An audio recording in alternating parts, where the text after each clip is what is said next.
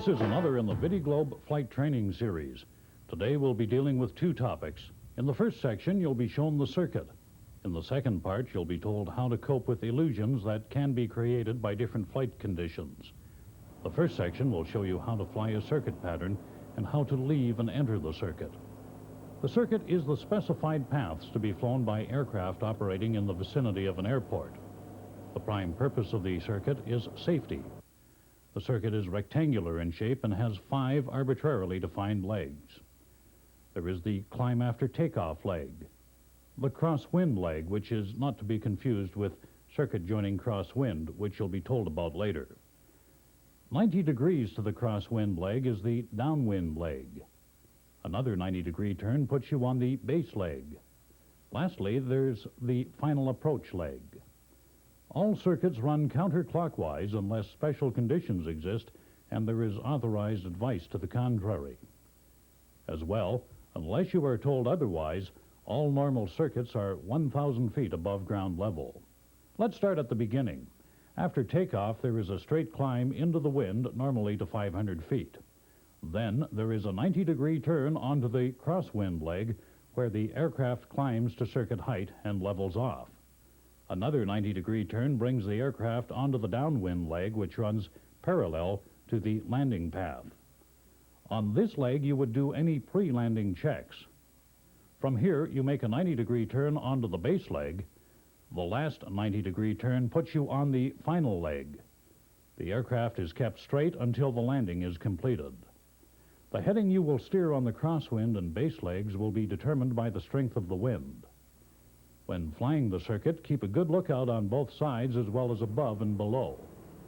At controlled airports, it's customary to omit the word leg when referring to circuit components. A typical radio transmission would be, Sure, correct to that report, downwind left hand runway 16.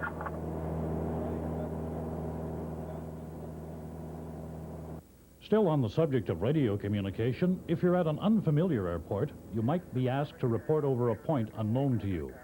An example would be the Sherwood Park Freeway, a landmark known to local pilots flying out of the Edmonton Municipal. If you're unfamiliar with the local area, advise air traffic control immediately. When flying the circuit, it is crucial that you judge the whole pattern in relation to the runway, not to other points on the ground. This will help you judge the type of landing approach you should make. The latter part of the circuit is usually called the approach. Exactly where you will turn from downwind to base will depend upon the wind. The stronger the wind, the steeper your angle of descent will have to be during the final straight approach. Therefore, you will have to make the turn to base sooner. Once you are flying base, adjust your heading to compensate for drift, then decide where to begin your descent. After descent has begun, you will have other decisions to make about the use of flaps and power to fine-tune your approach. This will be dealt with in another tape on approach and landing. Spacing of aircraft in the circuit is something you must be aware of as well. You must always be aware of your position in relation to other aircraft. An unforgivable sin is to cut off a preceding aircraft by turning base or final out of sequence. Tailgating or following too close may mean you will have to abort your approach and go around again before you can land. On the other hand, at a busy airport, you don't want to tie up traffic by allowing too much space between yourself and the preceding aircraft. Correct spacing comes with experience. You will have to account for wind and the circuit speeds of other aircraft. Your spot in the queue may be adjusted by widening or narrowing your circuit and increasing or decreasing your airspeed. You'll now be shown the correct procedures for leaving and joining the circuit at controlled airports. Later, we'll deal with uncontrolled fields. A control zone is the controlled airspace of a defined dimension. It extends upward from the ground to a specified height. The designation positive control zone means special regulations apply within the zone. For all practical purposes, civil airports with control towers may be considered positive control zones. After takeoff, if you fly outside of the circuit, you either remain in the control zone or leave it altogether. If you remain in the control zone, the tower will ask you to stay on the tower frequency and to advise what type of exercise you plan to do. The tower will also want to know what altitude you'll be flying at and where the exercise will be carried out. If you plan to leave the control zone, you will need permission from the tower to quit monitoring its frequency. When leaving a circuit with a left-hand traffic pattern, you must have permission from the tower to make a right-hand turn. If this permission cannot be granted, continue on the runway heading until you're clear of the traffic pattern and above circuit height before turning right. Keep in mind that as you leave the circuit, you may find yourself in the control zone of another airport you do not intend to land at. Remember, you must establish radio communication with the tower in the second control zone. You will remain under the control of this second airport until you're clear of the control zone again. Now we'll deal with returning to the circuit at a controlled airport. First, advise the control tower of your identification, direction, and distance from the airport, as well as altitude and/or request. This should be done prior to entering the control zone. When given clearance by the tower, you're expected to join the circuit downwind at circuit height, which you recall is 1,000 feet. The cleared to circuit instruction from the control tower allows you to make a right turn if you're joining crosswind, or it allows you to make a partial right turn downwind. You may also be given clearance to join the circuit on base or for a straight-in approach, which means you would join it on final. At uncontrolled airports, you're more or less on your own. Some may have a Transport Canada flight service station or locally based aircraft operator with whom you must check in with. Although they have no control over aircraft, they can provide you with information on surface winds, runway conditions, ground traffic, and weather. Make use of these services if they're available. Remember, you're also expected to transmit your intentions while in the circuit. And because you do not have the watchful eye of a control tower, be especially alert for other aircraft. If you want to leave the circuit at an uncontrolled field, continue climbing on the runway heading until you're well clear of the circuit. All turns in the vicinity of the airport should be to the left unless a right-hand circuit is designated. When returning to an uncontrolled field, take full advantage of any air-to-ground communications for landing advice. Ground conditions change in a short period of time. Should you plan to cross over the airport, do so well above circuit height. Then descend to circuit height on the upwind leg and enter the circuit crosswind. You may also enter the circuit downwind at circuit level where the downwind and crosswind legs intersect.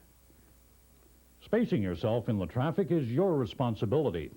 Normally, there is only one runway at an uncontrolled field.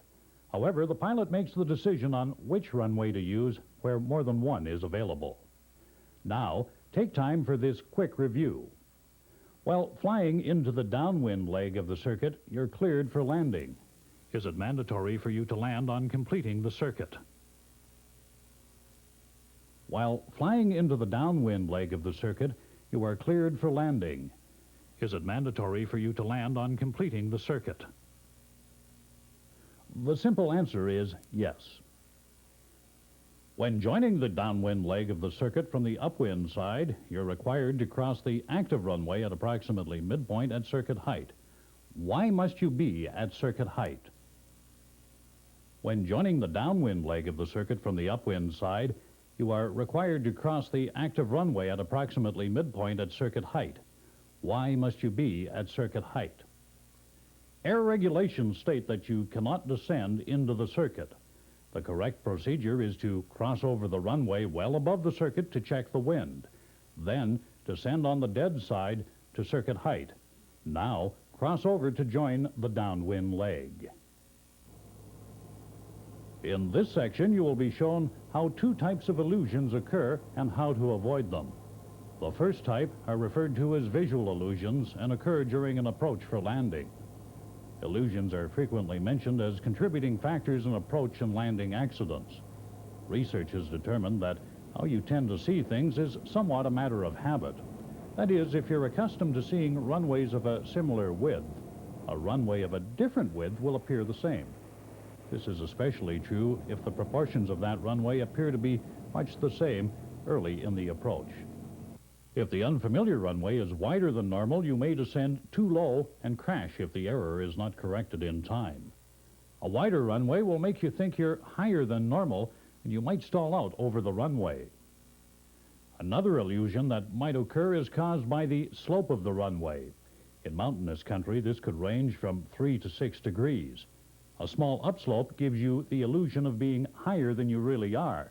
Conversely, a downslope will deceive you into believing you are lower. Sloping problems are accentuated at night, where the only visual references are the runway lights. To avoid problems with illusions at unfamiliar airports, note the runway size and surrounding terrain. Use any visual aids that might be available. The other type of illusions you may experience are those created by drift. They occur in strong winds when you're flying at a low altitude. This is something you would do during a forced landing approach, when carrying out off-airport procedures, or in deteriorating weather. At lower altitudes, movement relative to the ground becomes more apparent. In strong winds, illusions are created which, if misinterpreted, can develop into dangerous situations. The closer you are to the ground, the greater the deception. Because you're on the lookout for other aircraft and obstacles at these altitudes, there's little time to monitor the flight instruments. It is therefore important that you anticipate the false impressions that are created by the deceptive appearance of the ground. If visibility is good, you can fly low at normal cruising speed. However, in low visibility, it is recommended you reduce your speed. To maintain a lower speed, extend the flaps. This will allow you a tighter turning radius, which you may need to avoid obstacles. And because you're using more power with the flaps extended, the extra slipstream over the elevators and rudders will give you greater control of the aircraft.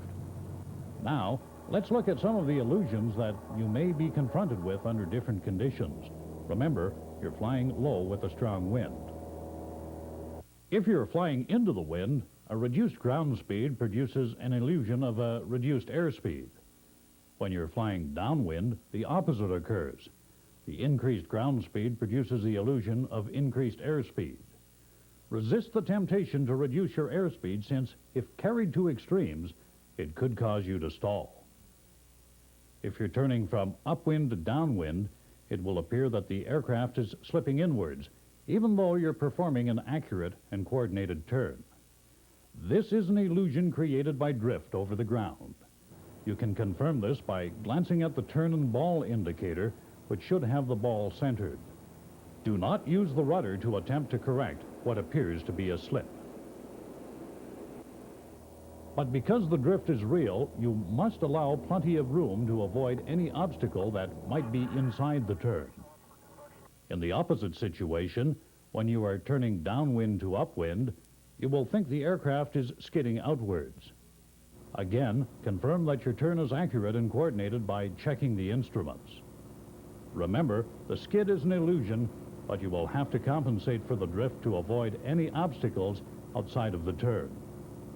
The illusory effect increases as the airspeed decreases and the wind velocity increases. Some precautions to take when flying low. 1. Look well ahead and maintain a safe airspeed. 2. Turn accurately despite the deceptive illusions. Maintain coordinated flight. 3. Keep a good lookout for other aircraft and obstacles, and fly at a safe altitude and observe local regulations. Avoid annoying others and frightening livestock. Do not turn too steeply. Allow yourself sufficient space to maneuver, and never practice this exercise unless there is an authorized flight instructor aboard. Now, take time for this quick review. You are turning from upwind to downwind at a low level in a high wind. What illusion may appear, and why is it dangerous? You are turning from upwind to downwind at a low level in a high wind. What illusion may appear, and why is it dangerous? Under these conditions, it may appear that you are slipping inwards, even though your turn is accurate. You must compensate for the drift, which is real. You must not use the rudder to compensate for the slip, which is an illusion. This situation can be dangerous if there's an obstacle inside the turn and you do not allow enough room to avoid it. You are flying downwind at a low level and in a strong wind. What illusion may be experienced, and why could this be dangerous? You are flying downwind at a low level and in a strong wind. What illusion may be experienced, and why could this be dangerous? You might notice an increase in airspeed, but this is an illusion. Therefore, do not reduce your airspeed because, if taken to extremes, this action could cause you to stall. Final question, you're turning from downwind into the wind. Why does the actual path of flight not follow the still air flight path? You are turning from downwind into the wind. Why does the actual path of flight not follow the still air flight path? The high wind causes the aircraft to drift outwards. That completes this tape on the circuit and illusions you may experience under different flight conditions. Look for other tapes in the Vidiglobe Flight Training Series.